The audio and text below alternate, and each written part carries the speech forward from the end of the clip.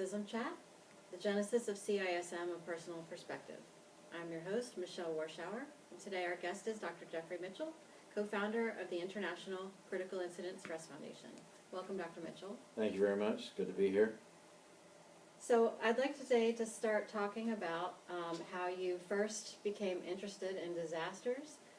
Can you take us back to 1956, please? In 1956, I was 8 years old, and I first got interested in this because I was on my way home from school one afternoon, and I had a little job where I clap the erasers and clean up the board and go home. And so I had done that, and when I left the school, there was a large cloud in the sky, smoke, dark smoke, a very black smoke. And it was in an area called the Brooklyn Marine Terminal. And in the old days, that was a shipping port for war materials going overseas to the European theater.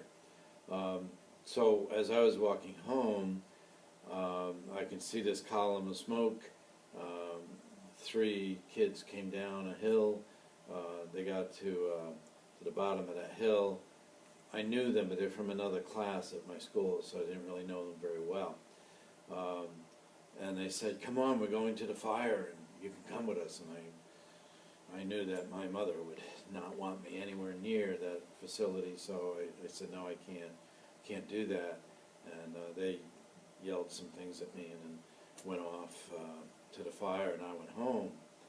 And when I got home, my brother Don met me at the door, and he said, "Come on, we can see the fire from the front room." And I was a little bit concerned about that, but we had to sneak past my mother, who slept in another room between us and where the front windows were. And so we did that carefully and closed the doors, and then we were looking out the window. You could see the fire in the distance, and it was about 5 blocks away. And all of a sudden there was a huge blast, just incredibly loud and very difficult to describe the volume of the sound. But we were literally hit with shock waves coming into the windows that we had cranked open, and my brother and I were knocked across the floor, and my mother woke up instantly, and she was yelling at us, "What did you do? What did you do?" And so that made me both interested and anxious about terrible things happening. The 3 kids who had gone down to that fire, they ended up being killed by the blast. They were very close to it, and 2 of them were very badly damaged in their bodies, and so they had closed caskets for them. And the 3rd one was better off, but his internal organs had been crushed by the thing. So that's sort of the beginning of how I got into this, and throughout my later teen years and into adulthood, and even now, I have read disaster. I teach at the University of Maryland a disaster course. So I've had that interest in disaster and disaster management for many, many years. Do you think that that had any influence on your career path of becoming a first responder initially? I think it had a lot of influence, and I became a firefighter and eventually a paramedic. Yes, those experiences in the back there, they were a driving force for me to learn to do something. You don't want to be without some kind of skills to manage a disaster, so I got more and more involved with that as time went on. So, and then as I went into the mental health field, I also used some of what I had learned way back then to try to deal with those kinds of events today. So, and I incorporate that in my teaching about disaster management. What was a typical way that critical incidents were handled in the 1970s when you first became a firefighter? The range of management of critical incidents went from no services provided whatsoever, absolutely zero, and attitude problems in which people would say, if you can't take the heat, get off the street.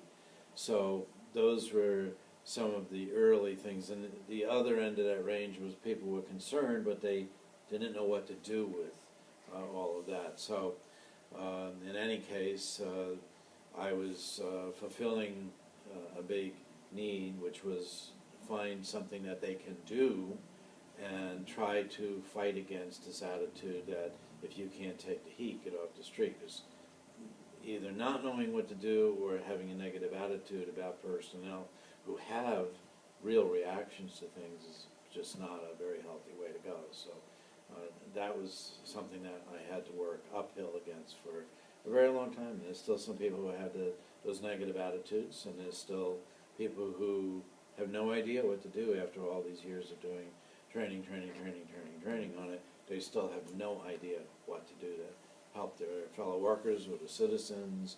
So I don't sense any cessation to the teaching of this material, because it's still something that comes up regularly. What were some of the typical coping mechanisms that you observed? Coping mechanisms, unfortunately, sometimes were very negative. Some people used alcohol and substance abuse to try to deal with the distress of working with one of these cases.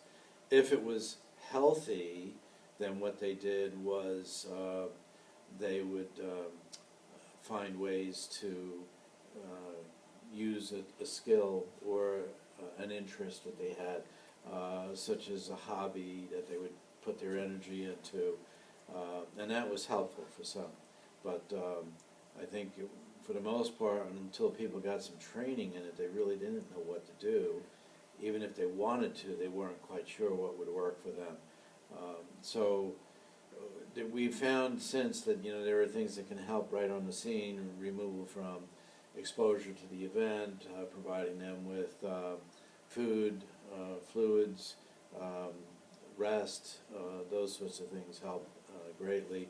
And then having critical incident stress teams come in to support their colleagues, those were helpful things that can be done. And I think much of that has been now pretty solidified into steps that we take after a major incident like that. So how did you begin formalizing the steps for critical incident stress debriefing? Having been through some pretty painful experiences myself, I began to think, how can I handle this? What should I do? And I thought, well, to myself, what helped me was to be able to talk about the event to somebody else, and to be reassured that I wasn't going crazy or I wasn't weak. And I thought that I would like to be able to tell the worst part of it, because that was the part that was really driving a lot of the distress.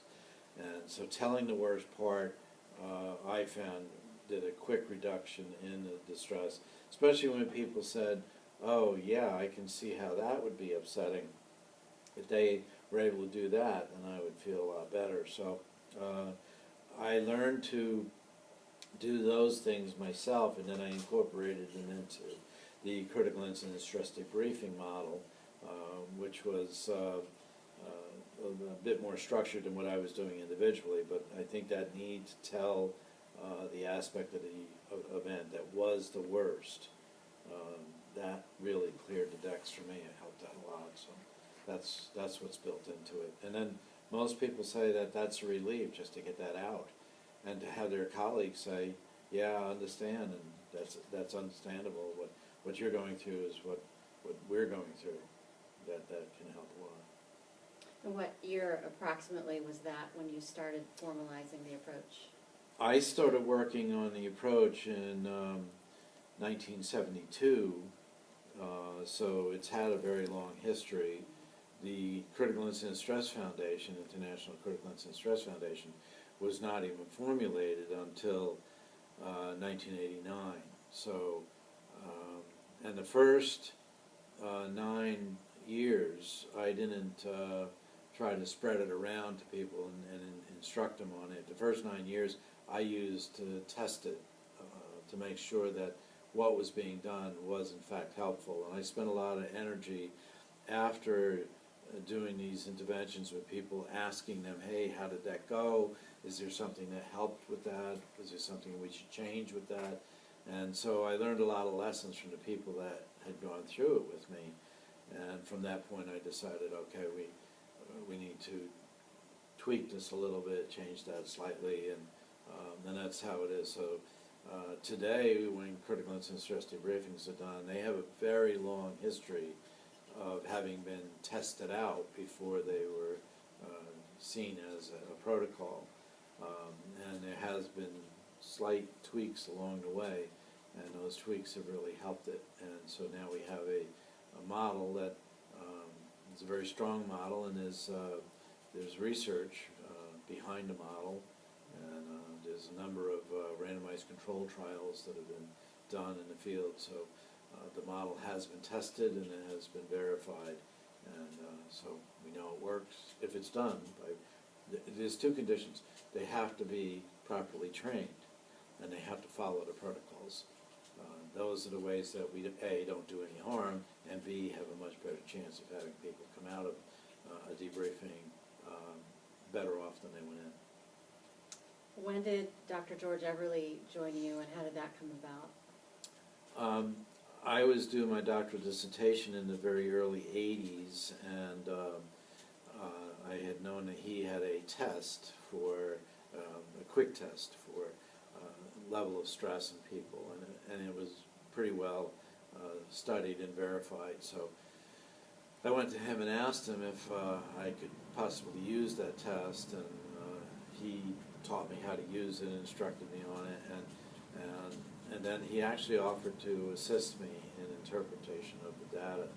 So around 1982, he was interpreting my data, and he said, wow, this is a pretty high level of stress among the people in your study. It's higher than anything I've studied before. And I was doing it with paramedics, and he was doing it with business people and some nurses later on.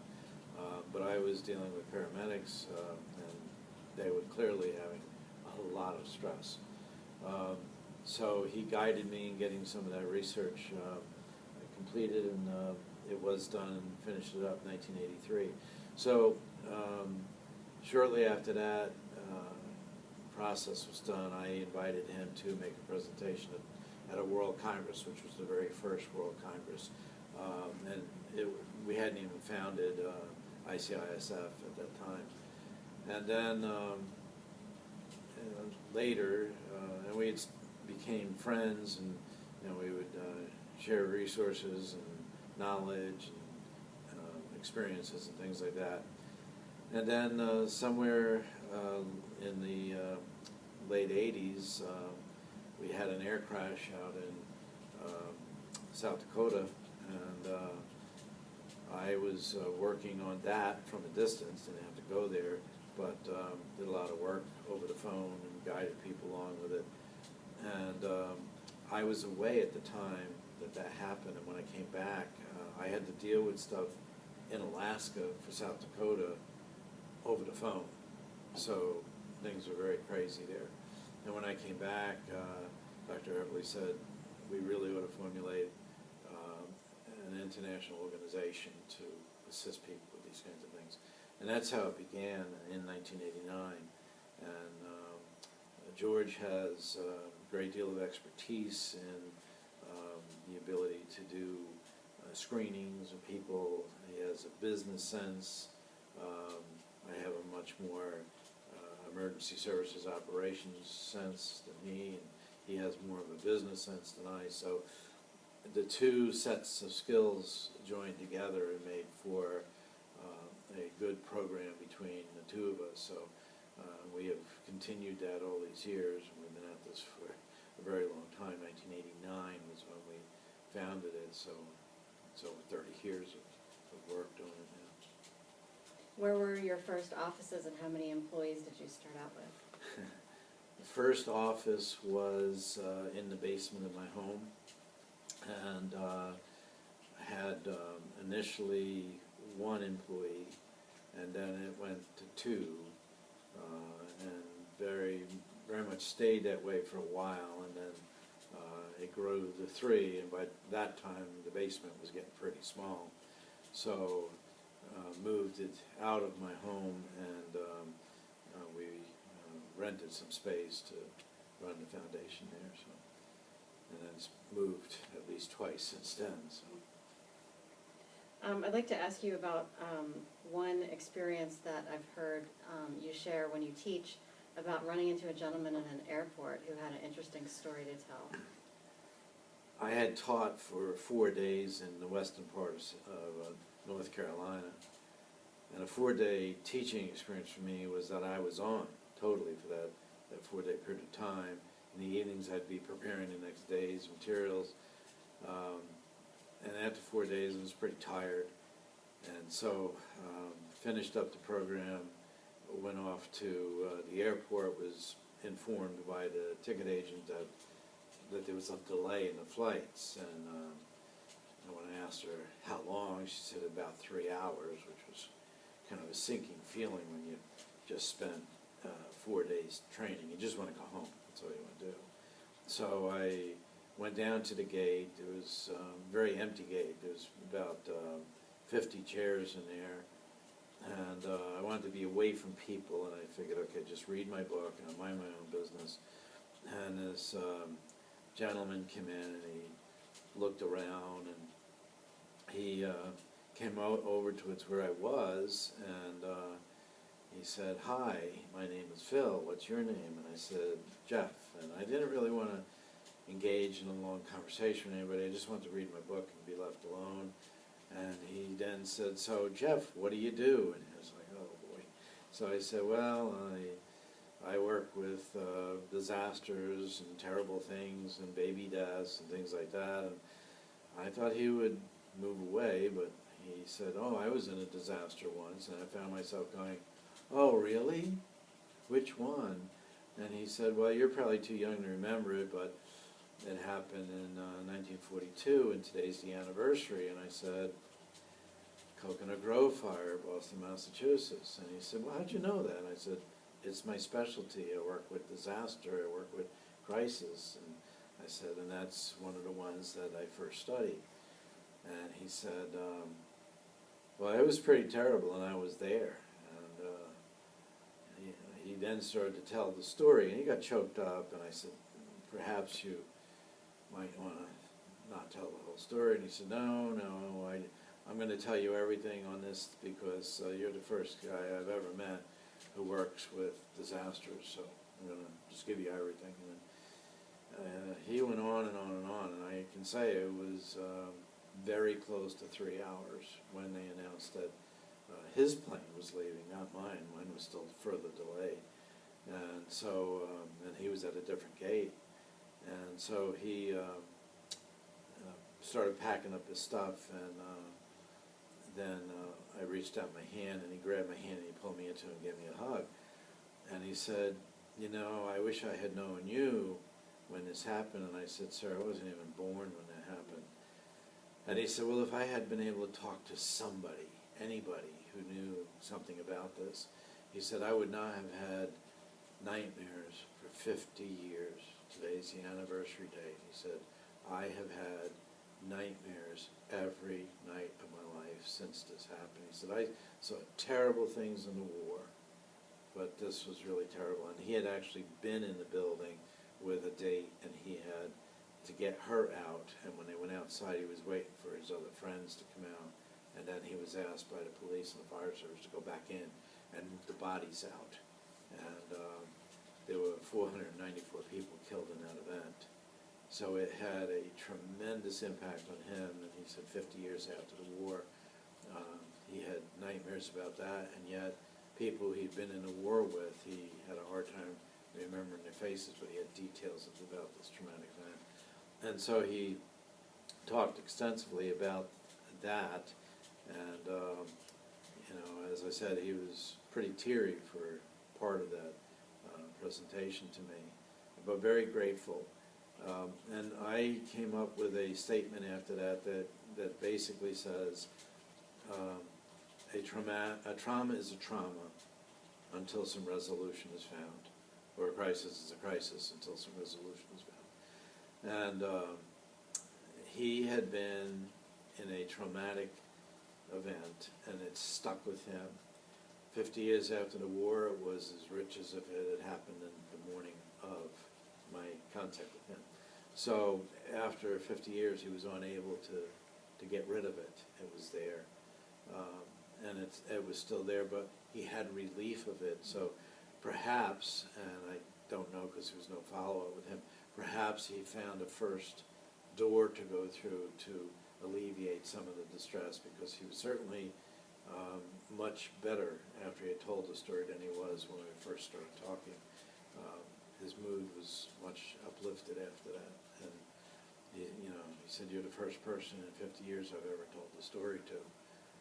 So I think that was a way that he was finding some resolution to it. And there may be other steps he needed to take, but that was certainly a good start. It's an amazing story. Thank you for sharing that. Sure.